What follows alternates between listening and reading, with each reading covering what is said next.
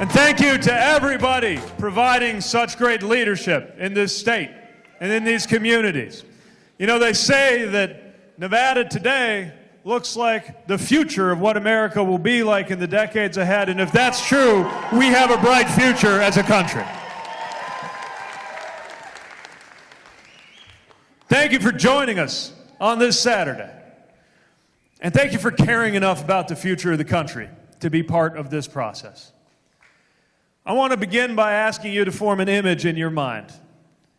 Paint it in as much detail as you can as you visualize this day that's going to come soon, sooner rather than later, if I have anything to say about it. I want you to picture that first day that the sun comes up over Nevada and Donald Trump is no longer the president of the United States.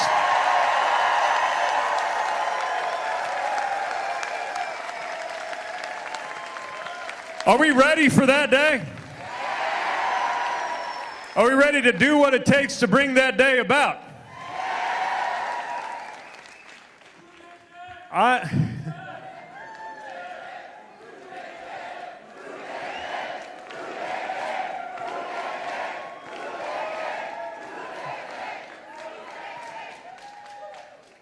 So I'm running to be the president on that day. But I want you to really think about what we're going to need on that day.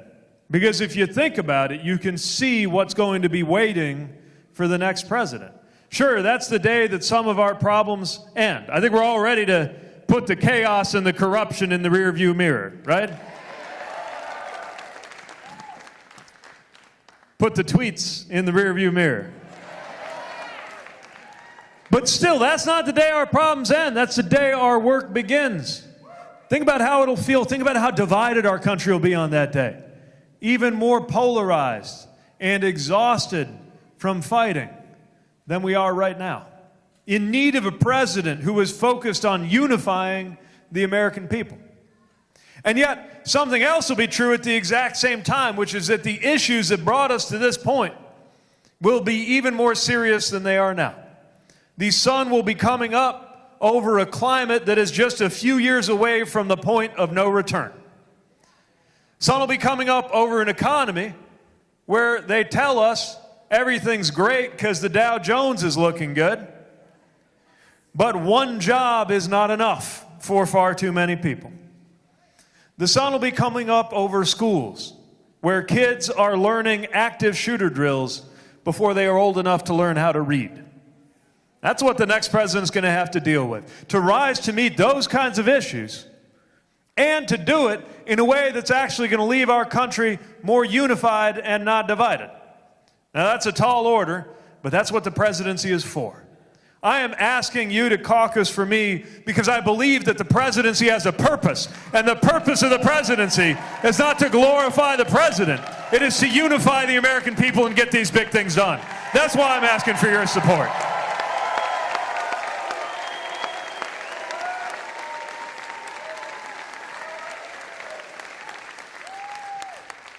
And I see the roadmap for how to use the powers of the presidency to get that done. And it all starts with the values that we share as an American people.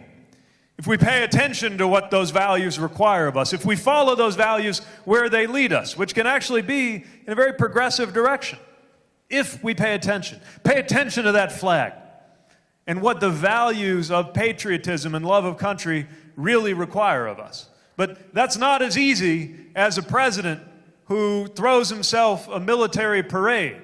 I'm not talking about the chest-thumping militarism of a president who avoided serving when it was his turn and now acts like overthrowing military justice to pardon war criminals somehow makes you pro-military. It's going to take more than that.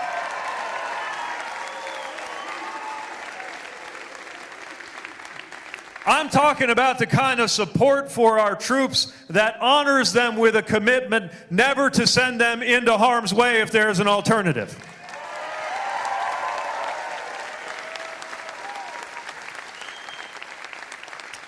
I'm talking about a love of country that begins with the knowledge that our country consists of people.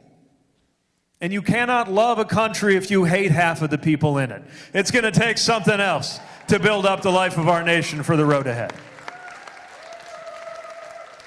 If we really mean business keeping this country safe, then we've got to recognize that that starts right here at home.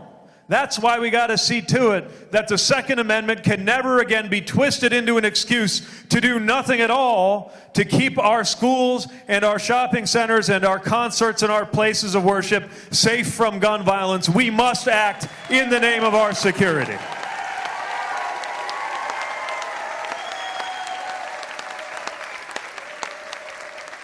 And if we're serious about protecting this country, then we got to protect this country's future. That's why we got to do something to follow Nevada's lead and deal with climate change in a way that creates jobs and rises to meet that as the great global security threat of our time. We got to do that to keep this country safe. That's where that value of patriotism leads me. I'm thinking about the very values they're using to try to divide us and how they might unite us. Look at how they use faith to exclude some people and tell them they don't belong. Here's the thing. Our country was built on the idea that it ought to belong to people of every religion and of no religion equally. That's part of our Constitution. And we can uphold that value and also let the faithful know that they have a choice. And that that choice is to do something a lot better than what we saw out of Texas, refusing to accept refugees as they announced today. I'm talking about listening, no matter what your faith tradition is, listening to the idea of I was a stranger and you welcomed me. I was hungry and you fed me. Whatever you've done to the least of these, you've done for me. And the golden rule that we treat others as we would want to be treated. We can all look to those values while insisting that God does not belong to a political party in the United States of America.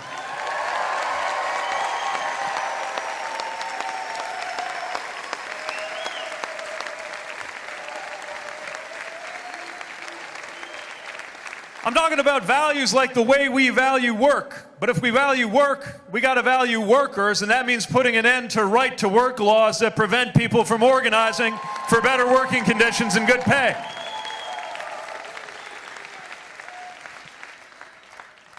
I'm thinking about values like democracy. I don't just mean democracy as a system. I mean the value of democracy, the belief that it matters morally, that we see to it, that every vote is counted, that every voter counts. That's why we got to put an end to voter suppression, especially the racial voter suppression that requires us to pass a 21st century Voting Rights Act.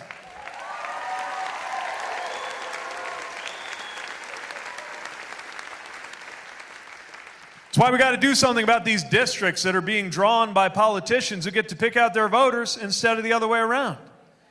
That's why we've got to do something about money in politics. And if it takes constitutional reform to deal with Citizens United, then that's what the amendment process is for, because it's the right thing to do.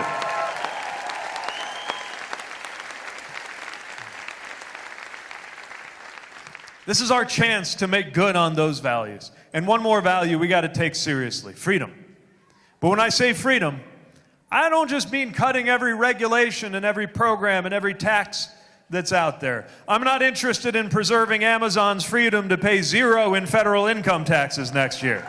They'll be fine. I'm talking about the freedom to live a life of your choosing. Now, sometimes that does mean getting government out of the way. I'm a big fan of keeping county clerks, for example, out of the business of telling you who you ought to marry.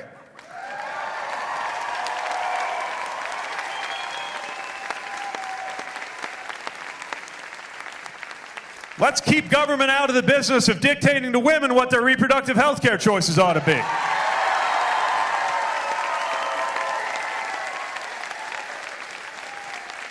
That's part of American freedom.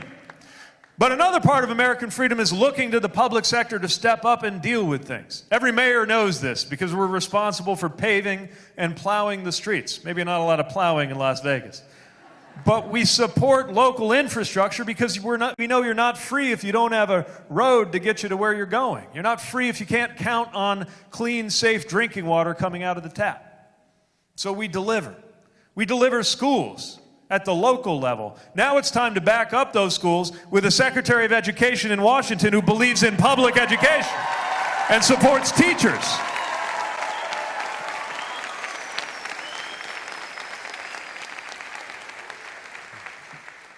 And yes, it means doing something about health care, because you're not free if you don't have it. That's the idea of Medicare for all who want it. Make sure every American can access a quality public plan, but trust you to decide whether you want it, because if you'd rather be on the plan your union negotiated, that's fine by me. The important thing is to make sure that one way or the other, there is no such thing as an uninsured American in the future.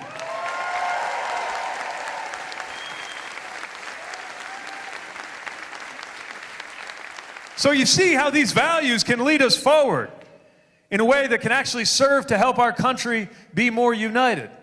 And we can't wait. We got to act now. This can't wait 10 years.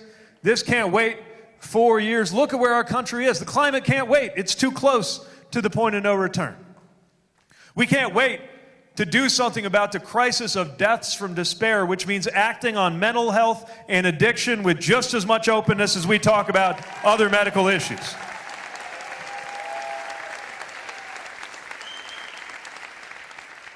We got dreamers and mixed status families that cannot wait one more year living in the shadows. It's why we got to fix our immigration system and give people that pathway to citizenship.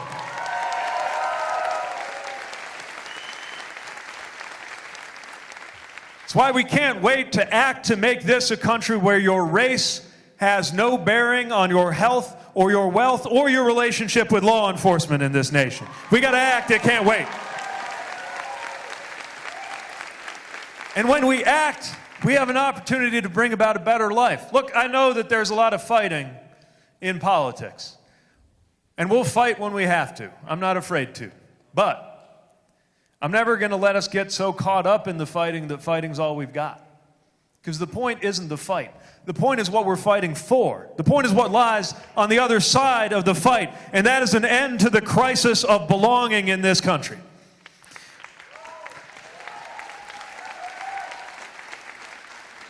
That's the opportunity in front of us, and that's why I'm calling out to progressives, I'm calling out to moderates, and I'm thrilled every time I meet one of those future former Republicans ready to join us, put an end to this White House, and bring a better future for this country. That's how we're going to win.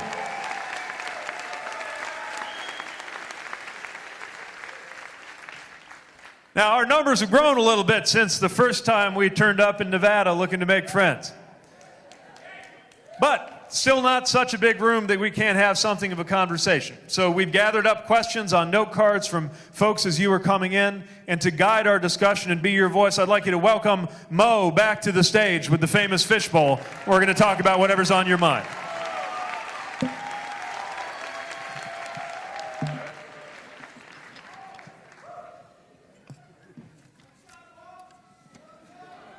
Don't we have the best organizers and volunteers, by the way?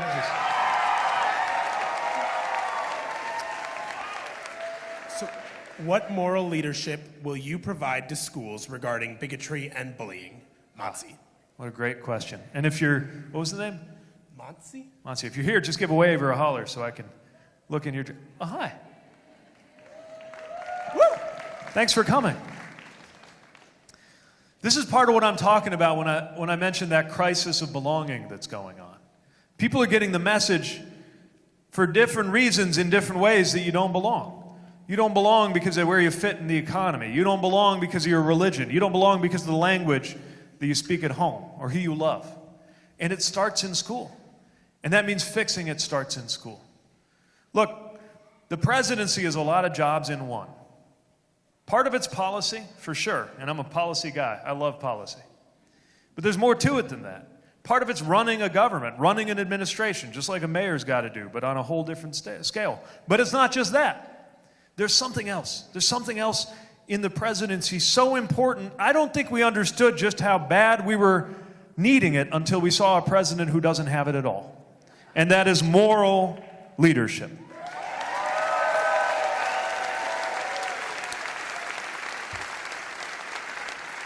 It is setting a tone Yes, we got to have the right policies, mentorship programming, anti-bullying programming, hate crime legislation to send that message through policy, but it's also just how we treat other people and how the president talks about others, especially those who are critical.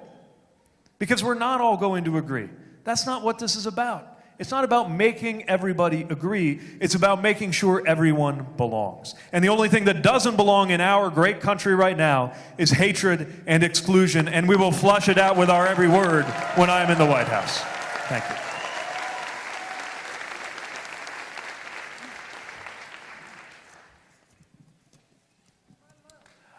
What will you do to stop the rising costs of prescription drugs? Great question. And I see some of our AARP folks here who've been such a great voice on this. Look, I know that most of the attention's going to the argument over Medicare for all who want it versus Medicare for all versus something else. Whose plan is the best? Of course, I think our plan is the best. But we got to talk about a whole bunch of other things in healthcare. We got to talk about a provider shortage and a nursing shortage and a shortage of care workers. We got to talk about long-term care. We got to talk about racial inequity in health outcomes. We got to talk about rural health. And yes, we got to talk about cost. So, here's what we're going to do. First of all, we're going to have an out-of-pocket cap. $200 for folks on Medicare, $250 across the board, and it's going to be monthly. Here's why it's got to be monthly.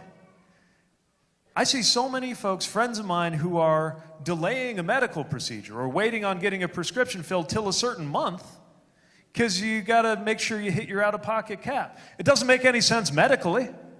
It's not like it's good for your health. And not a lot of us experience the economy on a yearly basis. Most of us, our bills, last time I checked, are coming in every month, not every year. And our paychecks are every 2 weeks or every month, not every year. So that's why the cap's got to be monthly. That's one. Two, we have seen drug companies increase prices, not because they have to, not because there's some shortage of a rare ingredient, but when you think about, and by the way, things that you need in order to live, insulin, EpiPens, life-saving medication for AIDS. And I'm seeing folks here who are impacted by that. Not because they have to, but because they can. My administration will enforce against any company that raises the price of their drugs faster than inflation for no reason other than they can. We got to put a stop to that.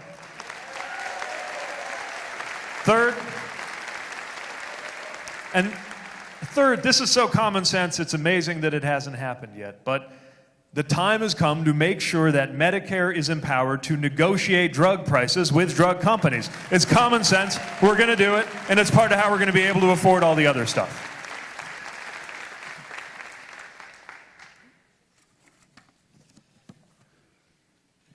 Why don't you have cats soon?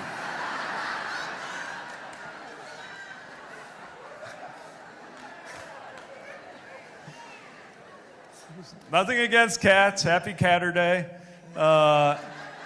But Chasten's allergic, and that's my excuse. So we got two dogs, Buddy and Truman. They're rescue dogs. Truman came to us. He'd had a rough life before, so it took a few months before he would do anything but cower under the bed. Then he warmed up to us. And then we thought he might be a little lonely at home because we're working such long hours, so that's when Buddy came into the picture. Chasten said, go meet this dog, he's really laid back. Not at all true. Buddy is a puggle, he's got one eye, he's on a weight loss journey, but he's brought a lot of joy to our household, and so I think we're going to just draw the line at those two dogs for now.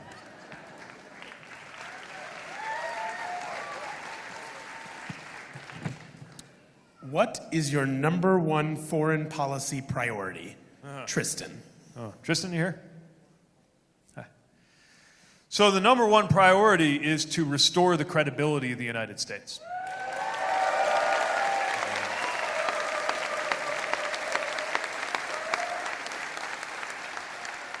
You know, when I was deployed, I could feel the ways that just as sure as my body armor, one of the things that protected me was the flag on my shoulder. And the fact that that flag was known to our enemies and our allies to stand for a country that kept its word. If we lose that, we lose everything. Because we count on so many people to put their lives on the line to stand with us. And if you just think about the 21st century threats we're dealing with, not just conventional military issues, but stateless terrorism, cybersecurity, election security, climate security, that's going to take more cooperation than ever. And so while I will never hesitate to use the tools of the United States' strength when necessary in order to keep us safe, I will also never hesitate to make sure we reach out and include our allies in our decisions and build up the friendships that do the bulk of the work to keep us safe and make sure that the United States is known to be a leading nation in the community of nations.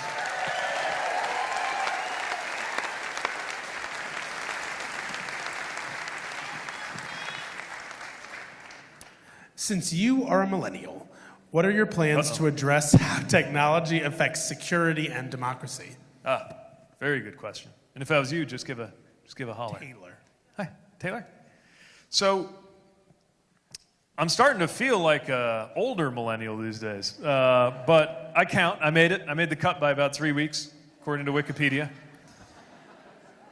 Look, we've got to get on top of the challenges that these technologies create. And early on, I think the government hesitated to do too much regulation because it was such a new thing and we wanted to let it grow and see where it was going. It's no longer a frail flower. It's something that could devour us if we're not careful. We need to make sure that democracy comes into play to see to it that tech is working for us and not the other way around. But did any of you see some of these hearings where we had a tech founder going before Congress and it became abundantly clear that the people in charge of regulating it had no idea what it is they were even regulating? That's dangerous, right? That's how the American people get outmaneuvered by companies that have grown far too powerful. So powerful that whenever they make a decision as a company, they're really making a policy decision that we all have to live by. It's why we have to make sure that we stand up when there is anti-competitive behavior.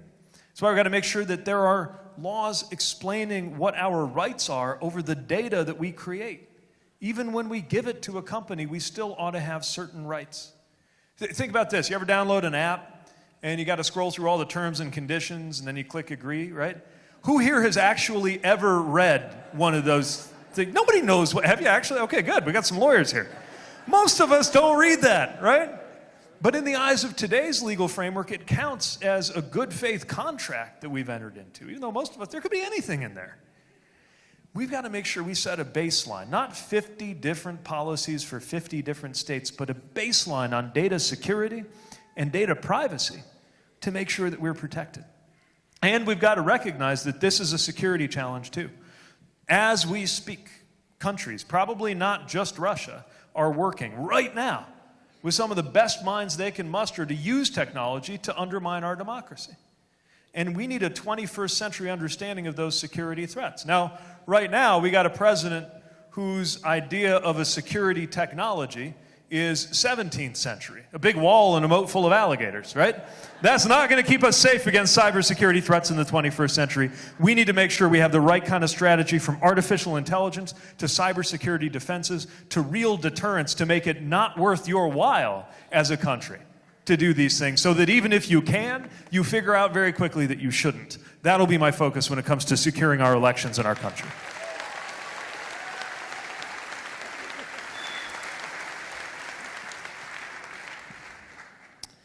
As a president, what will you do for low-income, affordable, and livable housing? Mary.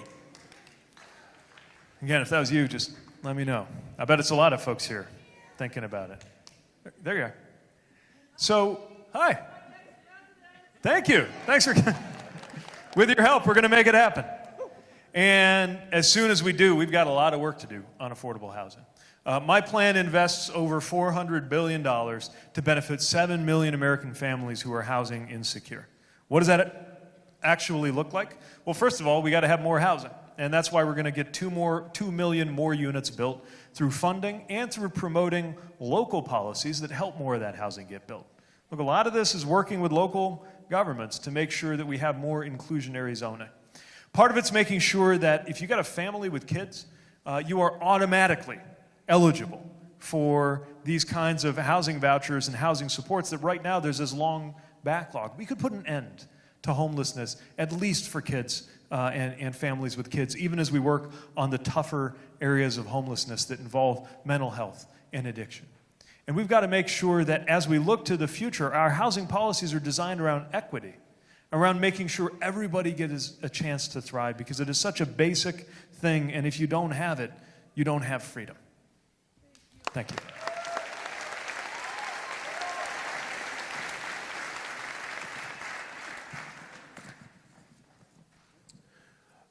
What will you do to connect more with Hispanic voters? Eli. All right, where's Eli? Oh, hey, thanks for coming. Well, thanks for coming. Good seeing you. Yeah. Well, first of all, we're going to make sure that we're speaking to the issues that affect Hispanic and Latino voters. And that's a whole bunch of things. We talk about, sometimes on TV, they talk about it like everybody's the same, right? But there are different issues. Mixed status families have different issues from families who've been here for generations. We got to talk about economic empowerment and supporting businesses led by Latinos. We got to talk about healthcare, which is disproportionately a challenge for Hispanic families. We've got to deal with immigration reform. It's the issues, but it's also the engagement. Y tal vez es mejor que platicamos español poquito también, para explicar que hay que creer en nuestro país en lugar de ese sentido de miedo que vemos por todo el país, creer un sentido de pertenencia. Y eso es tan importante que todas las políticas, to make sure that we're getting that across. And with your help, we can engage more and more folks, and I hope you'll help us do it. Muchísimas gracias. Good to see you.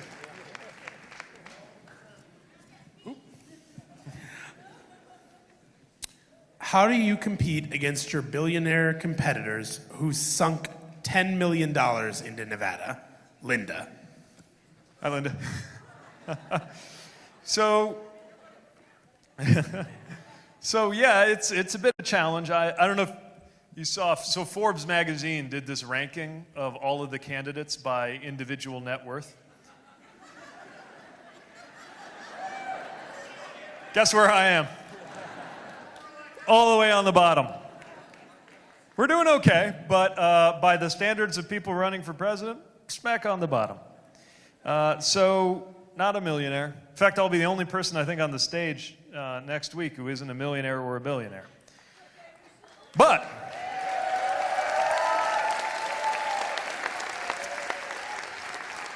then again, we seem to be running ahead of a lot of folks who have a lot more money than we do. Look, we started this thing a year ago, almost exactly a year ago. We had an exploratory committee. It was a staff of 4 in an office that was about the size of this stage. We had no big mailing lists, no years of building up a federal committee full of campaign contributions, and certainly no great personal wealth. And we have now taken our place as one of the leading presidential campaigns in the country. If we can do that, then I think the right message will get us all the way. Having said that, in the event that anybody here would like to go to PeteForAmerica.com and chip in at any amount, we would be very grateful for that help. Do candidates get briefed about the southern border, and how will you handle the crisis differently? Joan. Great question. And again, Joan, if you're here, just hello. So we have been following this, the challenges at the border closely. I've got a fantastic security and policy team that includes a lot of the best minds from the Obama administration and other parts of our national security experience who maybe you saw the support that they're offering, that they're doing really good work, and they keep me informed. And what we're seeing is, first of all, inhumane and unacceptable conditions that are a moral stain on the United States of America. And so it's not only yes, we got to do a lot of legislative work to fix immigration. We got to create that pathway to citizenship. We got to protect dreamers and make sure they're first in line for that pathway to citizenship. Because dreamers are every bit as American as the rest of us, but they don't have the documentation to show for it.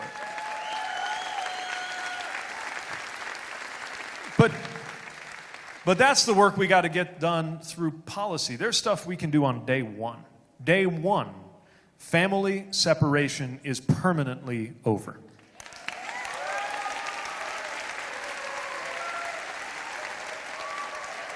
Another thing we change on day one is these obstacles being put up to people seeking asylum when seeking asylum is a legal right under international law. And third, we're going to work right away to make sure that there is no longer any such thing as a for-profit detention center for children. That shouldn't exist, and we're going to put an end to it on day one.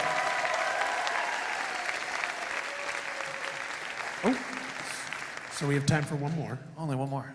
All right. How will you secure our schools, and what are your policies for gun reform? Riza. Great. Riza here. Hello. Thanks for coming. How old are you, if you don't mind my asking? Say again? 14. Good that you're here. Good on you. You're way ahead of the curve. When I was 14, I was mostly paying attention to Star Trek. So the fact that you're engaged in this process speaks well to you. I'm glad that you're concerned about policy and politics, but I don't think you should have to feel concerned about physical safety at school. I think we should deal with that so you don't have to. And the shocking thing is the American people, including most Republicans and most gun owners, want us to undertake common sense reforms, and Congress still won't do it. That's why we need a president willing, if necessary, to go right into the hometowns of members of Congress standing in the way and ask why they are facing down even their own constituents. What do we actually do? Universal background checks. It's common sense, at a minimum. Red flag laws like you all passed here in Nevada that are going to make it possible to disarm domestic abusers and people who could be a threat. You show that it can be done and that it's constitutional. And there's one more thing. When it comes to the kind of weaponry that is available, the kind of ammunition and the kind of guns, anything remotely resembling the kind of weaponry that I trained on in order to go to Afghanistan has no business being sold anywhere near your school, and will act on assault weapons when I'm your president. Time's up. One more time for Mo for guiding our discussion. Thank you.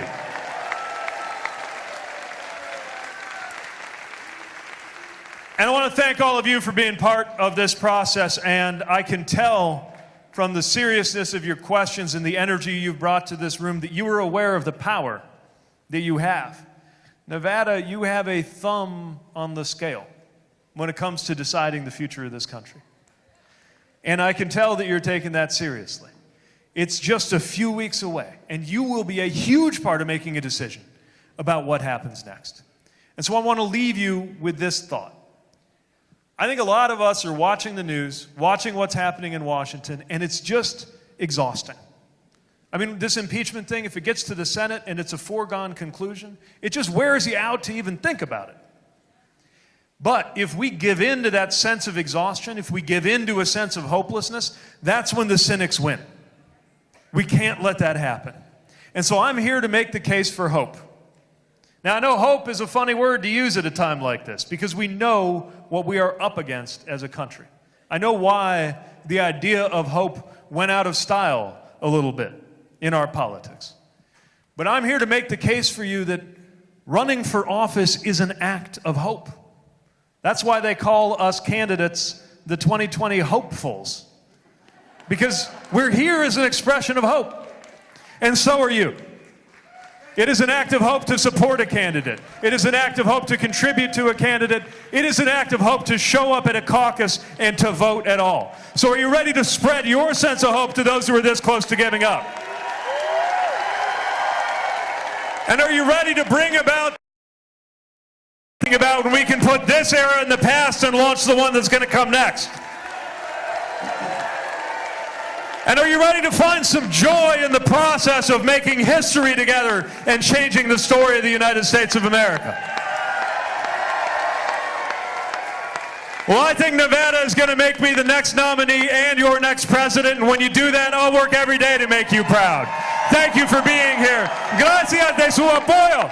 And we will see you on the campaign trail. Thank you. Thank you. Thank you so much.